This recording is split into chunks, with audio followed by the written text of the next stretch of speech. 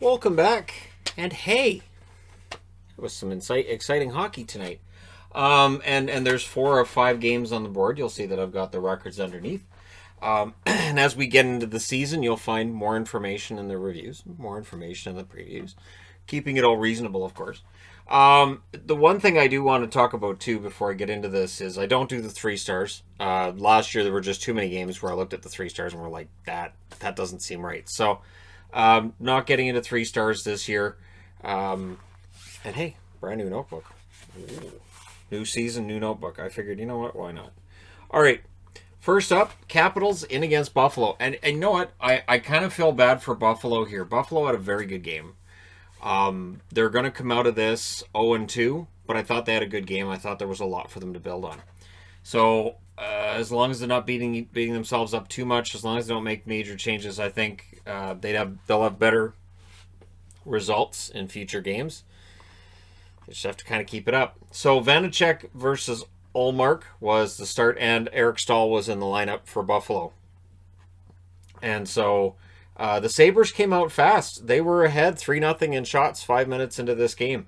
The Buffalo Sabres, they were ready. They were really the better team in that first period. They get a power play. Cousins had a chance that just went high. Capitals then get a power play. The Sabres end up with their third power play of the first period. It's interesting, too, because according to the official game sheet, the Capitals never had a power play, and yet in my notes I show that they did. So I'll defer to the notes here that I guess 4-on-4. Whatever happened, I'll just go with the official scoring that says there wasn't a Caps power play. Anyway, I may have written Caps when it was actually Sabres, because you notice I have Sabres here and Sabres here. So second period, it's early, and it's Vrana with a fantastic goal from Wilson at 134. Now, I know that Sabres fans likely were looking for a penalty on Wilson there. I didn't see enough there for a penalty. I didn't see enough. And then it goes to Vrana, and so it's one of those plays that might cause people to tilt their head a little bit. And it's 1-0 Capitals at 134. Buffalo just doesn't get breaks like that. Vanacek then denied Skinner right after that. Really strong debut for Vanacek tonight. Sabres get a power play. Hall had a chance that was denied. Taylor Hall had a decent game.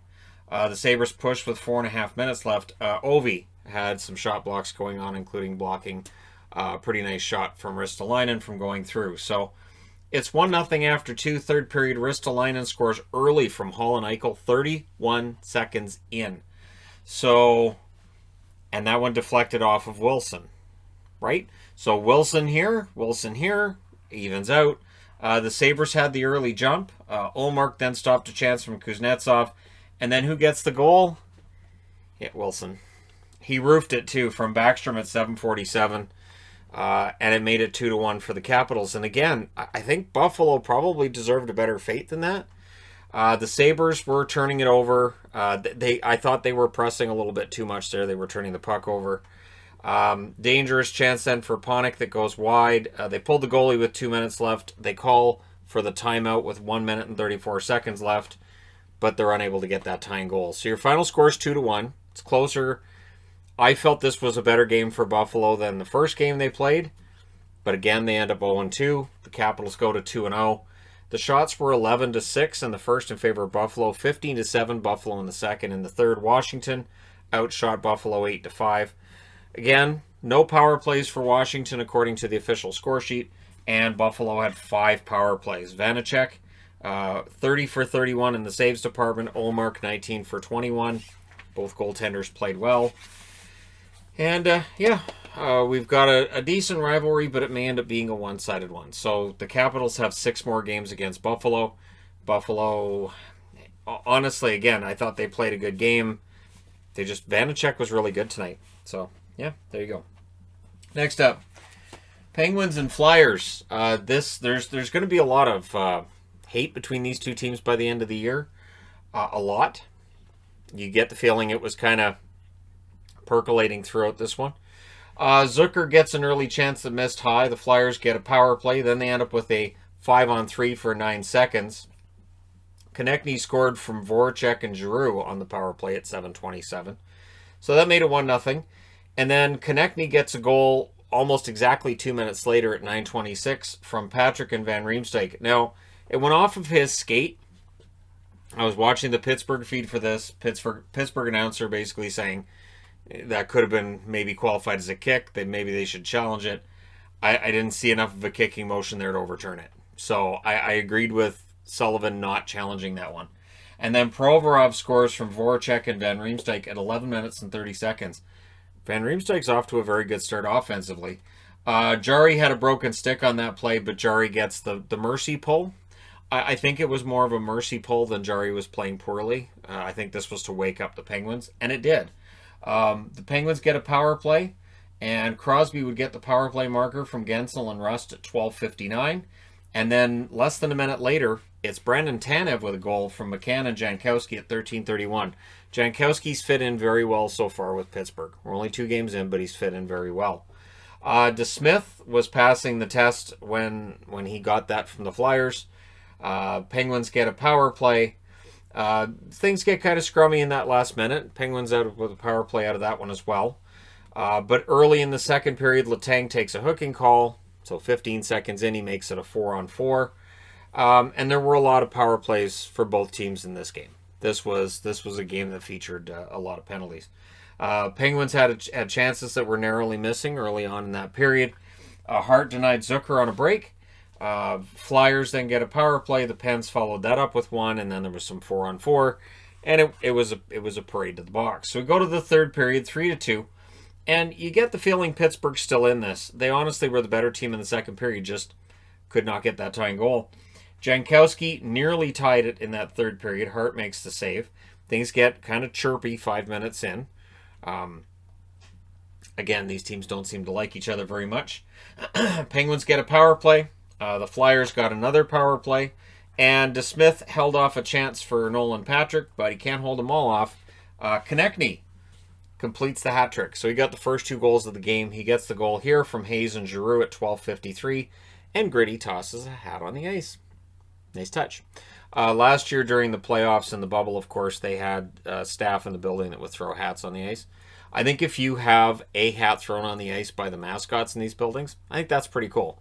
So that's what happened there. The Penguins pull the goalie with 2 minutes and 45 seconds left, and it's an empty netter. And Lindblom gets the empty netter from Lawton and Konechny at 17:52. So Konechny had a great game. Farabee, of course, we were watching coming into this game, does not get a point, but there was a lot of points to go around. Konechny getting 4 of them. So when you look at this score, it's 5-2 for Philly, but Pittsburgh had a decent game. They outshoot Philly 14-9 in the first, 10-4 in the second, 9-7 in the third. Final shots 33-20 in favor of Pittsburgh. How early in the season can we start asking questions about Pittsburgh's goaltending? I'll say 10 games. I'll say that at the 10-game mark, we can start to say, you know what, these teams could end up being in trouble because of goaltending, defense, lack of scoring, this kind of thing. Just because of the way that this is all set up. Power plays, Pittsburgh goes 1 for 5. Philadelphia goes 1 for 6. So there were 11 power plays in this game. Jari saved 3 out of 60 before he was pulled. DeSmith saves 12 out of 13 after he went in. And Hart saves 31 out of 33. So Carter Hart, 2 wins to start the season. Pittsburgh 0-2. And now they get to kind of brush this one off and move on. So early on, this matchup looks like it's one that's going to favor the Philadelphia Flyers. They scored the first 3 goals of this game. Of course, they scored the last 3 goals of the last game. So Flyers definitely feasting on the goaltending of Tristan Jarry thus far. All right, moving along. Chicago. So the Blackhawks in Tampa. And much like Buffalo, I thought Chicago played better tonight. But they're against Tampa. Tampa's just a better team. But I thought Chicago held their own. Delia handled an early shot, but the shots were 6-3 in favor of Chicago 6.5 minutes in. Again, they seemed like they were a little fresher than they were in the last game. A little more dialed in. The lines had been changed around a bit. Sergachev limped off the ice. Would return. I'm pretty sure he returned. Suter then nearly got his first. Suter, I thought, had a decent game for the Hawks. Cirelli had a break that was stopped. Tampa Bay gets a power play, but it was a much better game for the Chicago Blackhawks. Last minute chance then for Chicago. They are unable to score, so we go to the second period in a scoreless tie. Then Delia with a turnover. If you're going to turn the puck over, Stamkos is the last guy you want to hand the puck to. Stamkos gives it to Palat. Palat buries it at 2:25, 1-0. And the momentum shifted on that goal. Chicago was kind of chasing the game at that stage. Killorn would score from Johnson and Cirelli at 4:43. Perfect shot by Killorn. No chance for Delia on that one. And then Coleman scores from Gaudreau and Gord at 8:11. It was challenged for goalie interference. I was kind of surprised they challenged for that because I didn't see it there. And yet at the same time, you're down 2-0. If you can get that goal off the board, it's still 2-0. If it's 3-0, you're probably done. But it counts, so it's a power play for Tampa. Tampa doesn't score on that. So Chicago ends up with a power play, and they do score. It's DeBrincat scoring from Strome and Boquist at 14 minutes and 20 seconds. And so if DeBrincat can get himself going this season and put up the kind of totals that we know he can, that would be huge. Kane scores from DeBrincat then at 16:11. So in less than 2 minutes, that 3-0 lead becomes 3-2. A lot of scoring in that second period. Stamkos then got close with 2.5 minutes left, and then right at the buzzer, Vasilevsky stopped a good shot during a Chicago power play that closed out that second period. So we go to the third. The Hawks get another chance on the power play. Palat then had a chance that was stopped. Maroon had a chance that shot high as Tampa Bay was then pressing in this game. Tampa Bay gets a power play. They don't score on it, but the momentum shifts were there, and we see it again with a goal. Yanni Gord scoring from Coleman and Gaudreau at 13:32. Chicago gets a power play. They're unable to score there. And then it's Stamkos from Palat and Point at 17:38. Right around where I thought Chicago was going to pull the goalie. And then Stamkos makes it so they're not going to pull the goalie with a nice one. So Stamkos is off to a nice fast start. If you are a Tampa fan, you have to be happy with what you've seen from him so far. And Tampa Bay wins this one 5-2. They win both games against Chicago. The shots were 13-10 Hawks in the first, 17-10 Tampa in the second, 12-10 Chicago in the third. Final shots 37-35 for the Tampa Bay Lightning. Power plays, Chicago goes 1 for 4, Tampa 0 for 3. And one of the storylines we had last year was Tampa's struggles on the power play. We'll see if that becomes a thing this year or not. Again, that's one of the things we'll watch early, right? Delia saves 33 out of 38. Vasilevsky saves 34 out of 36. It might be a long season for Chicago. They are definitely feeling the loss of Taves. This is definitely a team that if they had Taves and Doc, who knows? They might have won this one tonight. The effort was there. Just that depth down the middle just isn't there right now. So as much as Suter's giving it his best effort, you don't want him in that spot. So there you go. Next up, Toronto. I'm going to start with something simple. It is the easiest thing in the world to blame the goaltender. I don't think Freddie Anderson had a great game tonight. I don't. I'm not going to say that he did. But when you're watching the Ottawa Senators in the Toronto Maple Leafs zone, and you start getting Sweet Georgia Brown in your mind, because that's the song that the Harlem Globetrotters use, Toronto's static defense wasn't supposed to be a problem this year. This is something that they knew was a problem. They were supposed to have this addressed. It feels like it's an ongoing issue. The Ottawa Senators, great effort by them tonight. Never say die attitude. This is a brand new team, and they could surprise people. They clearly surprised Toronto tonight. I will take nothing away from Ottawa's victory, but while Anderson didn't have a great game, the defense in front of him was really not great. Let's get into it. Early chance for Mikheyev. There's a delay of game penalty then on Ottawa, so the Leafs get the early power play. Murray denied Matthews during the penalty kill, and then it's Hyman. He scores a power play marker from Tavares and Nylander at 9:59. The Senators then pressed to answer that. Were unable to. The Senators get a power play, and it was a good power play. So last year during every Ottawa game, it felt like when I did the review, I would talk about other power play sucked. This is a new season. I don't intend to do that again unless it sucks, and then I have to say that their power play sucks. It didn't. They had some good looks on that power play. So, with 2:12 left, the Sens go back to the power play.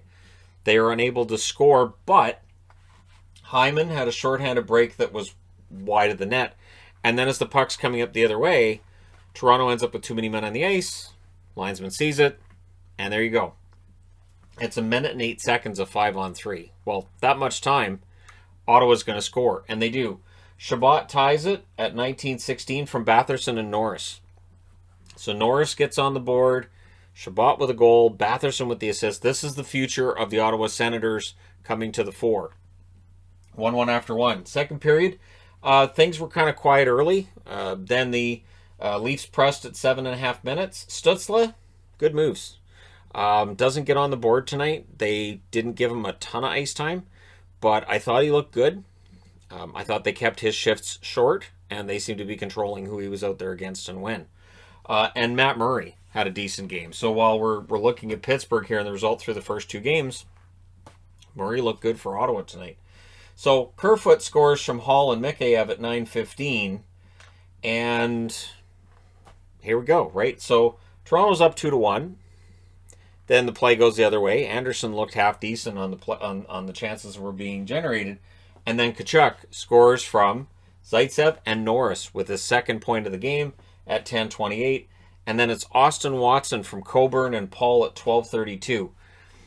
I can't describe just how little they were harassing players in front of their own net, and it was something that, I mean, I'm neutral watching this game. I mean, obviously I like the Sens, but in watching Ottawa against Toronto, I'm just enjoying the game. But even I was like, where's the defense? Now, you can't just allow them to tee off point blank. It really reminds me of Luongo in Vancouver, how it was all his fault. Everybody would point at his save percentage in games like this. But the defense in front of him was allowing way too many prime opportunities. And I felt like that was happening with Ottawa tonight. So the Sens get a power play. And they scored during the delayed penalty. It's Tierney getting the 6-on-5 goal from Zaitsev and Tkachuk at 15:03. So it's not technically a power play goal, but they had the 6-on-5. So again, Ottawa, dangerous with the extra man, something they didn't have last year that they have this year. And Tierney had just been hurt not too long before that. Turns out he's okay. He gets a goal there. 3:18 left. The Leafs get a power play.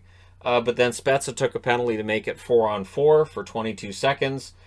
And so, shockingly, with 4 goals of the last 5 that were scored, it's a 4-2 lead for Ottawa going into the third period. The Leafs get a power play. They don't score on it. And then it's Stepan. In his first game in a Senators jersey, he scores from Tkachuk and Batherson at 6:15. And it was a bad turnover by Brody. Brody was, I'm gonna spitball 3 different goals that Brody was on the ice for that you could argue, like with the Watson goal, he's kind of screening his own goaltender and he's not controlling the other player. So I just found myself saying, what's Brody doing there? And I understand it's the second game. We don't want to overreact, but these are the things that Sheldon Keefe's going to have to figure out and work on, right? So the Leafs get a power play, and Tavares scores on it at 7:07 to get the game close. 4:56 left, though. The Senators get a power play. It was a high stick. I was thinking it was going to be 4 at first, but it was 2. They pull the goalie with 2 minutes left. Wasn't happening. Ottawa played a very strong game past that second period, and Toronto really didn't generate much in that third period, which is also problematic. So the shots were 8-6 Toronto in the first, 11-9 Toronto in the second, and then in the third period, when they need to generate goals, they need to generate the chances, they were outshot 9-4. So Ottawa shut them down, and Toronto didn't have the fight back. Final shots are 24-23 in favor of Toronto. The power plays, Toronto goes 2 for 5, so their power play was very good. Their 5-on-5 play not as good. Ottawa goes 1 for 5. Anderson saved 19 out of 24. That'll be the storyline for a lot of people who cover the Leafs, that Anderson's just not good enough. It's all on Anderson. Murray saved 20 out of 23 for Ottawa, but I can't put this all on Anderson. Didn't have a great game, but man, that defense in front of him, they've got to play better than that, and they get to play Ottawa again tomorrow. So we'll see how that goes. Now I have to change boards.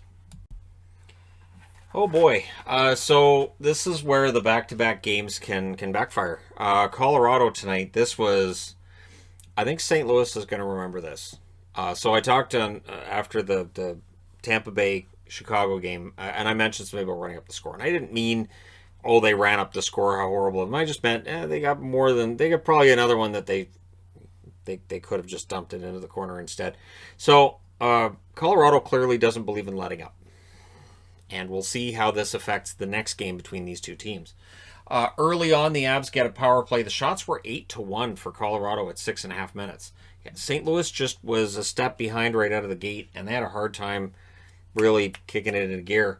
Binnington was the only one keeping it scoreless. Not that the score will tell you anything positive about Blues goaltending. Blues get a power play. Makar going to the box on that one, but it gets no shots.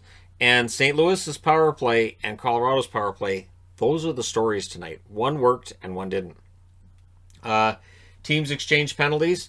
Binnington stopped Girard with 2 minutes left. Grubauer then denied Shannon the last minute. So both goalies looked good and were scoreless after one. Yep, scoreless after one. Second period, back and forth play to start it. And then Landeskog scores from McKinnon. And that made it 1-0. Saad then got close to getting another one right after. St. Louis's defense. Some of the same issues we saw with Toronto tonight, but especially on the special teams.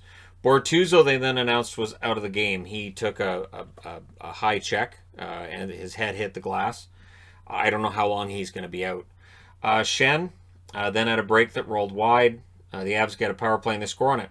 At 12:24, it's Burakovsky from Grubauer. And then at 14:34, roughly 2 minutes later, it's Landeskog scoring from Rantanen. So it's 3-0. The Avs then get a power play. It is truly all Avs. Rantanen scores from Makar and Kadri on that power play at 17:05. It's 4-0 after 2. So third period, the St. Louis Blues decide, well, we're going to rest Binnington the rest of the game. We'll put in Husso. It's 4-0. What do the Avs do? Well, they get a power play, and they score on it. Kadri from McKinnon and Makar at 1 minute and 13 seconds. Makar had a really good game. Kadri, this really was just it was the Avs, all Avs. Blues get a power play. Compher ends up with a break shorthanded. The Avs then get a power play at the half, and they score on it. It's McKinnon from Makar at 11 minutes and 29 seconds. And then Donskoy scores from Taves and Girard at 12:02. It's brutal. It's brutal. I believe that was a power play goal as well. It's not marked as it, but I'm pretty sure that was a power play goal as well. And then at 14:56, Devon Taves from Girard and Compher, again a power play marker. St. Louis, remember this game. Again, it felt like at about 6 goals, most teams would have said, all right, that's enough, especially with a young kid in net. For Husso, that's quite the game. Now, I know Husso's 25 years of age, so he's not really a young kid, but for his first game in the National Hockey League, to be up against Colorado where they've got their lines rolling, their power play looks fantastic. Good luck. The shots in this game were 12-7 in the first in favor of Colorado, 12-4 Colorado in the second, 14-10 in the third. Final shots 38-21. On the game I was watching, it said 37-20, and then when I looked at the saves, it said 35-19. So apparently World Junior Championship rules on the shots in this one. Power plays, St. Louis 0-4, and Colorado 6 power play goals on 7 opportunities. St. Louis's penalty kill is going to look terrible for at least the next 4 or 5 games. This game guarantees it. That when you look at the stats, you look at the numbers, there will be, boy, St. Louis's penalty kill doesn't look very good, and it'll be because of this game. 6 power play goals, that's just brutal. Binnington saved 20 out of 24. Husso saved 10 out of 14. I don't know that it matters who's in net. Grubauer saves all 21. I believe that was his 12th career shutout. That was quite the game. That was quite the game for Colorado, but again, do they pay the price later the next time they play St. Louis? Does St. Louis come back and show a little bit more fight than they did tonight? That was shocking. I'm not used to seeing St. Louis. This is only the 3rd time that they've been beaten like this. They lost in 1974, I believe it was against the Bruins, and then in I think they said it was 1996 against Vancouver. Those are the only 2 times that St. Louis had lost 8-0. It's one of those obscure stats that somebody in the production truck pulled. So those are the real heroes when we get into these games. They're the real heroes that pull out these stats and these numbers. Amazing. Absolutely amazing. Colorado looked as good as they were supposed to be, but they looked poor in their last game against St. Louis, so we'll see what happens the third time these teams play against each other, and I'm here for it. Let me know your thoughts in the comment section below regarding tonight's games. Don't forget to hit like and subscribe if you're browsing your way through. You just happened upon this video, and because we have a matinee game tomorrow, I will be taking the preview board here and doing the preview before I go to bed, because that's the rule. If there are matinee games, I do the preview the night before. Thank you guys so much for watching, for all your support. I will talk to you again soon.